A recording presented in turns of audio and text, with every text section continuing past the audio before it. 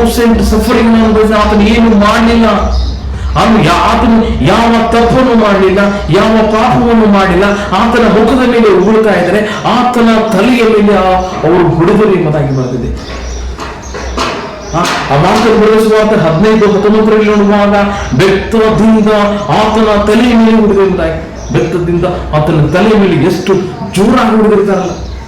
ಯಾಕೆ ಆತನು ಆ ಒಂದು ಹೊಡೆತವನ್ನು ತಾಯಿದ್ದೇನೆ ಎಂಬುದಾಗಿ ನೋಡುವಾಗ, ನಾನು ನೀನು ರಕ್ಷಿಸಲ್ಪಡಬೇಕೆಂಬುದಾಗಿ, ನಾನು ನೀನು ಆತನ ಮಾರ್ಗದಲ್ಲಿ ನಡೆಯುವಂತ ಮಗಳು ಆಗಬೇಕೆಂಬುದಾಗಿ ಆತನು ಈ ಎಲ್ಲವನ್ನು ಆತನು ತಾಳ್ತಾ ಬಂದನೆ ಎಂಬುದಾಗಿ ನೋಡ್ತೇವೆ. ಮುಖದ ಮೇಲೆ ಉಗಿಸಿಕೊಳ್ಳುವುದು ಸಾಮಾನ್ಯ ಅಂತೀರಾ?